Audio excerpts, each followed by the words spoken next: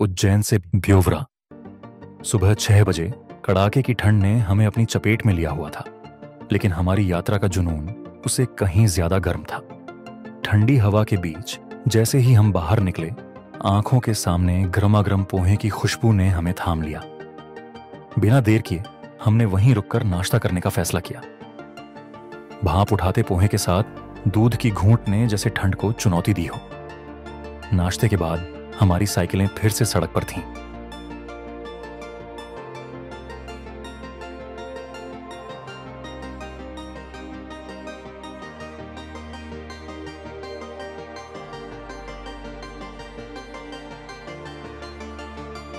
सुबह के शांत वातावरण में मंदिरों से आती देवताओं के भजनों की मधुर ध्वनि ने जैसे पूरे गांव को जागने का न्योता दिया हो।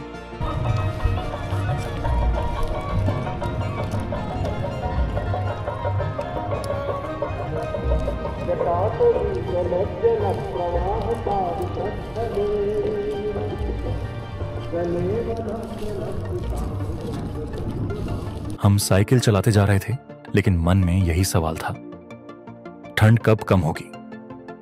हर पेडल के साथ यही ख्याल आता, कहीं गर्म धूप का कोई टुकड़ा हमारा इंतजार कर रहा होगा। सड़कें सुनसान थीं, जैसे पूरी दुनिया सोई हुई थी और इस खालीपन में सिर्फ हमारी साइकिलों की गूंज थी। इक्का दुक्का गाड़ियां आती और गुजर जाती, जैसे कोई सपना बस छू कर निकल गया हो। खेतों के बीच से गुजरती यह गांव की सड़क सादगी और शांति का एहसास करा रही थी। फिर अचानक सब कुछ बदल गया। हवा में हल्की सफेदी छा गई और कुछ ही देर में कोहरा इतना घना हो गया कि सामने का भी कुछ नजर नहीं आ रहा था। हम धीमे हो गए, हर पेडल के साथ सतर्कता बढ़ती गई। दोनों ओर लहलहाती फसलें अब धुंध की चादर में लिपटी हुई थीं। ठंड तो पहले ही थी, अब इस कोहरे ने रहस्यमय सा माहौल बना दिया।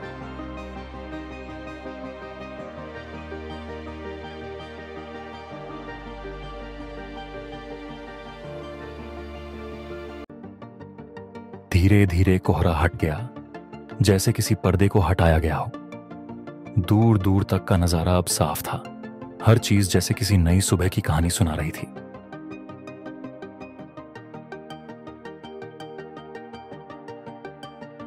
दस बजने को थे जब हम मक्सी पहुंचे। वहां से अब हमारी यात्रा मुंबई आगरा हाईवे से आगे बढ़ने वाली थी।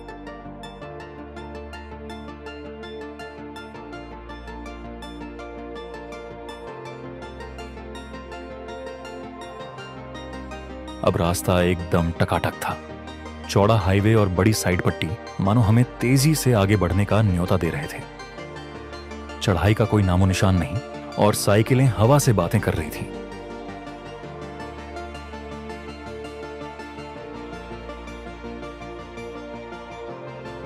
इतना बड़ा हाईवे, लेकिन सन्नाटा छाया हुआ था।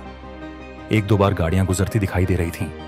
चारों तरफ पसरा ये खालीपन हमें और हमारी साइकिलों को राजमार्ग का राजा बना रहा था।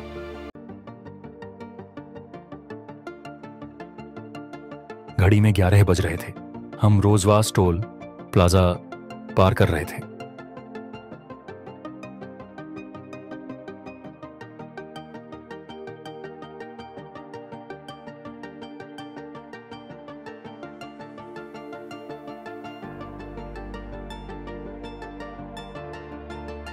थोड़ी ही देर में एक व्यक्ति ने हमें हाथ देकर रोक लिया।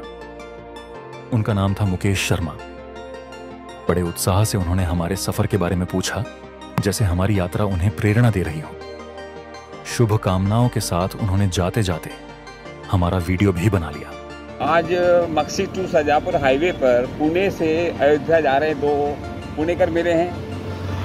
ये पुणे से अयोध्या जा रहे हैं, पुणेकर वासी हैं। My friend, love you. और एक भाई ये पुणे टू अयोध्या साइकिल से जा रहे हैं ये। Okay dear, love you, happy journey. या लेकिन बात यहीं खत्म नहीं हुई।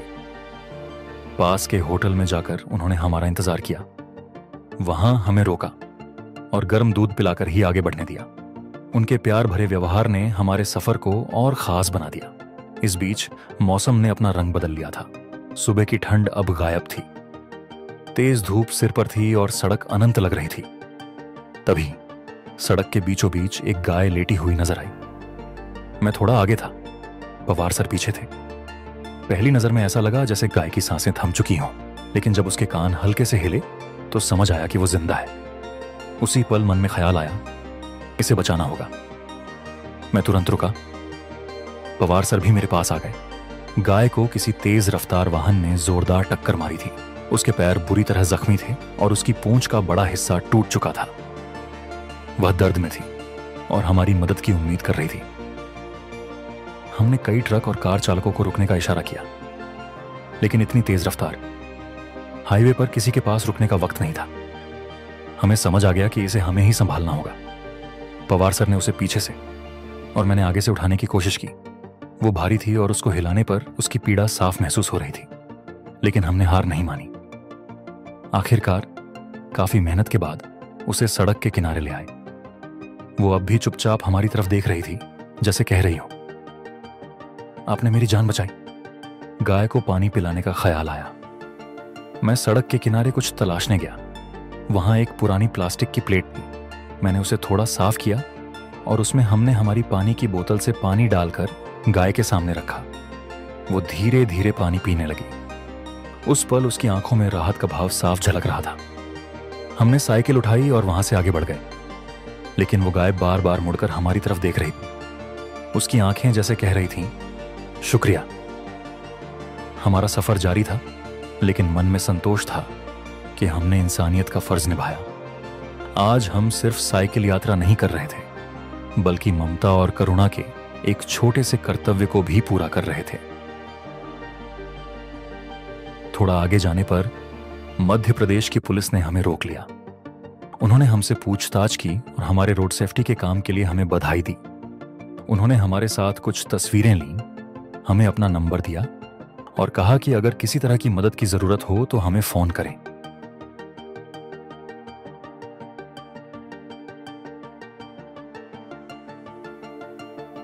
हम रास्ते में आने वाली नदियों की तस्वीरें लेके आगे जा रहे थे।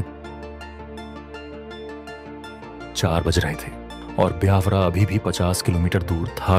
देर होने से बचने के लिए हमने वीडियो रिकॉर्डिंग रोक दी और आगे बढ़ने लगे।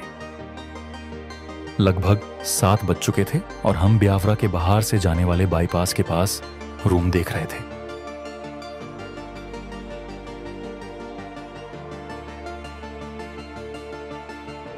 तो वहां पर जल्दी हमें रूम मिल गई।